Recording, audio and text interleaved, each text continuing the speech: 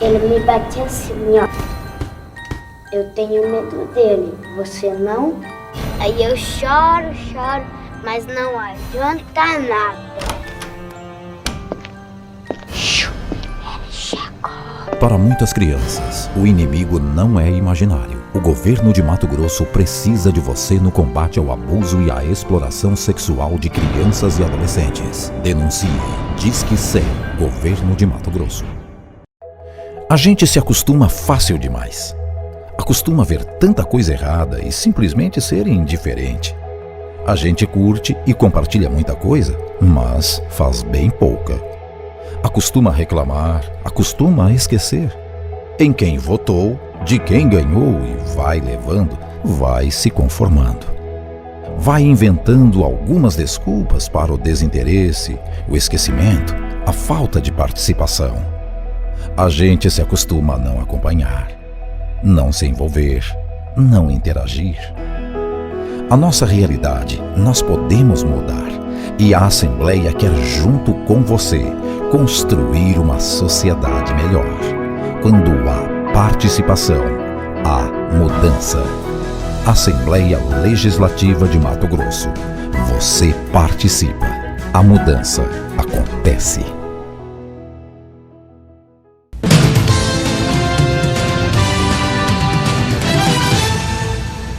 Olá, a gente vem acompanhando nesses últimos dias a situação da política no Brasil, a situação em Brasília, que praticamente ou quase que literalmente pegou fogo ontem, mas hoje no RDTV nós vamos falar de situações também concretas de cidadãos que sofreram e estão sofrendo por causa do excesso de água. Você sabia que em Mato Grosso, alguns municípios foi decretado estado de emergência por causa do excesso de chuva? Muita gente ficou desabrigada, muitas cidades alagadas. Isso tem pouco tempo, hein? Tem pouco mais de um mês, de março, abril, ainda nesse princípio de maio aconteceu situações assim. Nós vamos conversar sobre esse assunto com o Tenente Coronel José Abadio da Cunha Júnior, que é o secretário adjunto de Proteção e Defesa Civil de Mato Grosso. Muito obrigada pela sua presença aqui no RDTV. E nós gostaríamos que o senhor contasse um pouco para a gente toda essa situação que a Defesa Civil vem atuando, né, já desde março, abril, acho que foi o ápice, né? Quantos municípios, por exemplo, tiveram a decretação de estado de emergência? Bom, inicialmente nós já estamos com, hoje, oficialmente reconhecidos 31 municípios em Mato Grosso com situação de emergência reconhecidos. Né? Tivemos uma situação bem crítica já no mês de fevereiro, que foi no município de Câmara dos Parecis, né, onde já tivemos lá 3 mil pessoas afetadas diretamente com relação à água, né? 750 famílias em função de uma verdadeira tempestade que aconteceu no município durante 2 dias, mais de 100 milímetros de metros cúbicos que caíram sobre aquele município. E de lá para cá, né, a gente está fazendo várias visitas aos municípios, tentando levar aí o socorro a quem realmente precisa em função desse desastre propriamente dito. Então tem 31 hoje já reconhecidos, nós estamos com mais 5 processos hoje em avaliação em Brasília para ser reconhecidos. A gente está mostrando aqui algumas fotos, né, que a gente retirou, inclusive do próprio Facebook da Defesa Civil, né? O senhor mesmo certamente reconhece essas imagens, né? A gente tem elas aqui também do nosso lado. A gente vê assim, por exemplo, é uma situação de uma ponte quebrada, né? Isso aconteceu, várias pontes no estado ficaram nessa situação e deixaram pessoas ilhadas. Na verdade, o maior problema que nós temos em Mato Grosso é justamente isso. São comunidades que moram na área rural, né? Ou também tem área urbana em alguns municípios. Você tem grande quantidade de chuvas e as pontes ainda tem muita ponte de madeira, né? E as pontes de madeira elas não conseguem suportar as forças das águas, né? Então você tem o isolamento das comunidades. Quando você tem o isolamento delas, você tem o desabastecimento de alimento, você tem a questão da saúde pública, que eles não conseguem acessar um hospital, um posto de saúde, a questão das escolas, as crianças não conseguem ir para as escolas. Então você tem um isolamento praticamente completo daquela comunidade. E isso é muito comum em Mato Grosso, talvez não aqui na região metropolitana de Cuiabá, mas também acontece na nossa periferia. A gente também tem esses problemas aqui em Cuiabá. E isso carece muito realmente de investimento na questão de estruturas físicas realmente mais fixas, mais de alvenaria, né? Então Mato Grosso ainda tem muita estrutura dessa que ainda é feita de madeira ou às vezes até de algum improviso ainda em Mato Grosso. Que tipo de mantimentos vocês levam para essas famílias? A Defesa Civil ela trabalha justamente com, após a decretação reconhecida, a gente leva a cesta básica, é uma cesta básica que você permite 30 dias de subsistência para a pessoa, para que ela possa se manter durante aqueles 30 dias. Cobertores, colchões, alguma coisa relacionada a kit de higiene, que a gente fala são kits básicos lá de escova de dente, creme dental, toalha, um sabonete, um shampoo. De higiene, que é relacionado de limpeza, que é material básico para limpeza da casa, uma água sanitária, um sabão em pó para lavar roupa. Então a gente permite que a pessoa passe aquele período, que a gente chama de anormalidade, para que ela possa passar esse período de chuvas, para até que depois ela possa voltar na sua condição normal de vida. Secretário, esse ano parece que houve mais chuvas, né, do que o ano passado. Na verdade, houve algo totalmente diverso, porque o ano passado teve estiagem, teve quebra de safra, isso daí, vocês já esperavam que poderia acontecer tantos pedidos de situação de emergência? Na verdade sim, né? Nós tivemos 2 anos seguidos de tranquilidade com relação às chuvas, né? 2015 e 2016 foram anos bem calmos, né? Mas com um pico de estiagem muito grande no ano passado, onde tivemos vários municípios decretando situação de emergência por desabastecimento de água, né? E aqui eu destaco o município lá de Tangará da Serra, onde a gente teve mais de 85 mil pessoas que tiveram um desabastecimento total de água naquele município, né? Porque a cidade cresceu, o rio que fazia o abastecimento de água naquele município também secou, e você não tinha nem onde tirar, os poços artesianos também secaram, não tinha nem de onde tirar água para aquela população. Fizemos uma grande operação inédita em Mato Grosso, onde a gente buscamos água do rio Sepultuba, um rio que ficava a 35 quilômetros do município, e ficamos trazendo todos os dias 3 milhões de metros cúbicos de água para jogar dentro da estação de tratamento de água para poder abastecer aquela família. Né? Isso em Mato Grosso a gente nunca tinha feito uma operação dessa, desabastecimento total de uma cidade, né? Isso foi ano passado.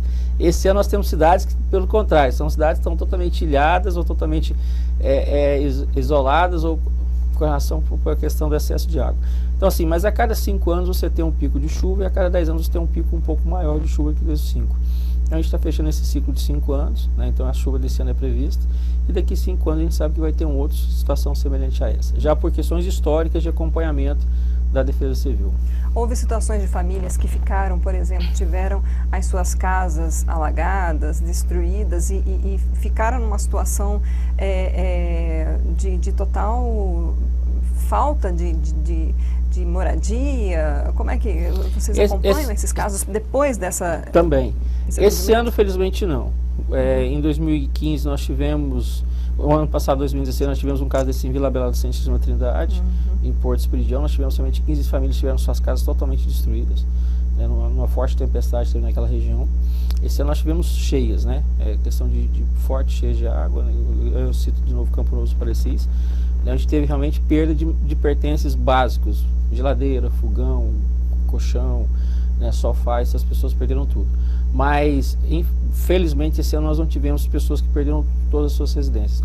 Mas, assim, isso também é atípico. Tem épocas que você pode ter chuvas em locais menos assistidos e as pessoas podem vir a perder tudo. Felizmente, até agora a gente não teve nenhum caso como esse. A gente volta a ver aí algumas imagens e, na verdade, tem municípios em diversas regiões do estado. Não foi só, porque a gente viu algumas divulgações da região lá de Araguaia, né? Mas houve também situação, por exemplo, em Chapada, né? Então, isso foi meio generalizado. Nós tivemos a visita dos técnicos em todas as regiões do estado, né? Tivemos Araguaia. Eu tive técnicos chegando semana passada na região de Colniza. A Colniza também estava com problemas de chuva. Tivemos problema em Barão de Melgaço, tivemos problema em Barra do Bugres, Chapados Guimarães. Quer dizer, todo o estado teve problema, né? Então, assim, o estado é muito grande e tem problemas praticamente em todo o estado. Então, isso aí, assim, é muito diverso os problemas também. Alguns são comunidades onde você tem 500 famílias isoladas, às vezes você tem 20 famílias isoladas, mas a Defesa Civil está justamente para levar esse socorro para quem precisa, e isso vai dar característica de cada região. Uma vez acionado pela Prefeitura, a gente prontamente vai fazer o nosso primeiro socorro, que é justamente ver o que precisa e tentar levar o que pode melhorar a vida daquelas pessoas. Então daí a importância também dos prefeitos, principalmente os novos prefeitos, terem conhecimento, se aproximarem da Defesa Civil, porque numa situação de emergência como essa, é a Defesa Civil quem vai atender, né? A Defesa Civil é um órgão público criado para isso, né? Então, assim, a gente teve aí uma substituição de praticamente 70% dos prefeitos agora na última eleição. Nós percebemos claramente, né, o desconhecimento de muitos com relação a esse serviço, né? Eu falo que é um serviço de prestação de utilidade pública para quem precisa, no caso de um desastre, e os desastres em Mato Grosso são muito recorrentes, né?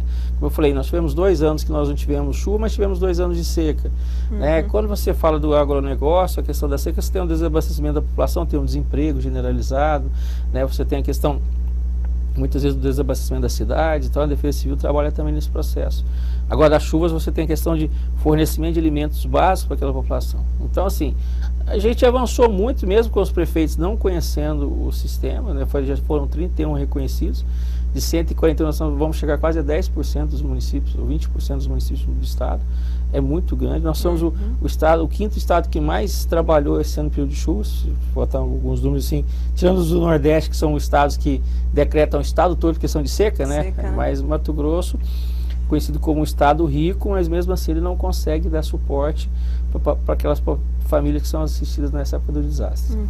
Secretário, para a gente encerrar, eu iniciei aí lembrando da situação caótica que está, né, em Brasília, a população de manifestação, passando por vandalismos, e a gente vê que os olhos estão voltados para essas questões políticas, mas os problemas nas cidades, eles estão acontecendo, né? E muitas vezes esses casos, por exemplo, às vezes é justamente falta de estrutura, de saneamento básico, de um planejamento para a cidade, para que haja aí um escoamento, por exemplo, de água de chuvas, né? A gente vê que o Brasil ele passa por uma situação de crise, mas esses problemas, por exemplo, eles permanecem de gestão em gestão. Qual a sua opinião sobre essa situação especificamente, por exemplo, das cidades, que falta estrutura, o que falta, na sua opinião, para que se melhore isso na cidade, né? Porque não adianta agora chegar no final, numa crise política muito grande, todo mundo cobrar a troca de gestores e os problemas das cidades básicos continuam. O que o senhor acha? O que a gente percebe claramente é a falta de capacitação do poder público de maneira geral, né? Os problemas se mostram recorrentes, né? Como eu falei, a gente trabalha vários anos nesse processo e a gente percebe claramente que o saneamento básico é um assunto que se fala há vários anos no Brasil, mas parece que ninguém estuda a questão do saneamento básico, quais são as matérias estruturantes para você melhorar o saneamento básico. Quer dizer, não adianta você fazer ponte onde não leva ninguém a lugar nenhum. Não adianta você colocar populações onde você sabe que elas vão ser desabastecidas de água, ou botar em terrenos áridos onde elas não vão conseguir subsistir. Quer dizer, então a capacitação dos nossos políticos, infelizmente, a gente percebe que nessa hora parece que falta um pouco, né? A gente percebe que a gente tem que melhorar muito a questão da capacitação dos nossos gestores governamentais.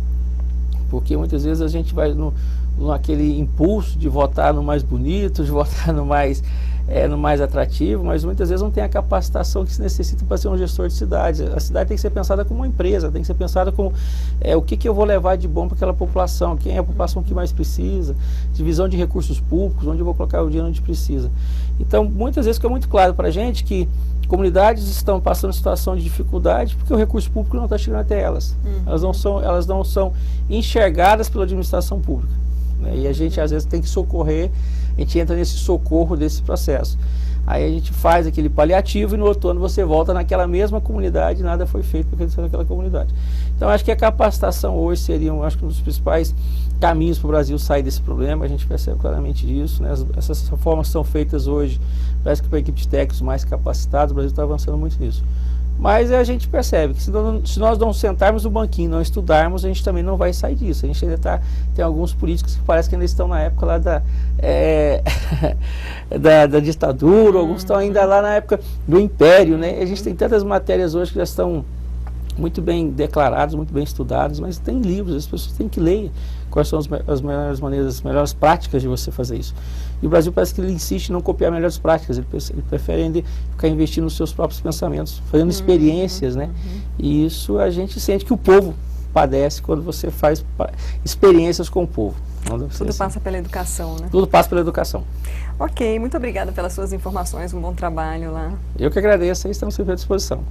Nós conversamos hoje com o Tenente Coronel José Abadio da Cunha Júnior, secretário adjunto de Proteção e Defesa Civil de Mato Grosso, falando sobre 31 municípios de Mato Grosso que decretaram situação de emergência há pouco mais de um mês por causa do excesso de chuvas. Milhares de famílias ficaram desabrigadas, foram atendidas pela Defesa Civil e a gente vê que os problemas, infelizmente, continuam nas cidades. Falta de saneamento, falta de planejamento e aí a opinião do secretário adjunto que precisa haver mesmo a preparação desses gestores e a educação do nosso povo. Fica então esse alerta para você e um convite para você compartilhar essa entrevista. É só você acessar o RD News no RD TV ou o canal do RD News no YouTube, ou mesmo você que está acompanhando aqui pelo Facebook, compartilhe, ajude a divulgar esse trabalho também. A gente se vê na próxima.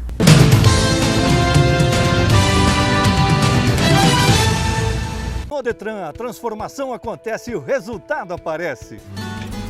Mato Grosso em ação.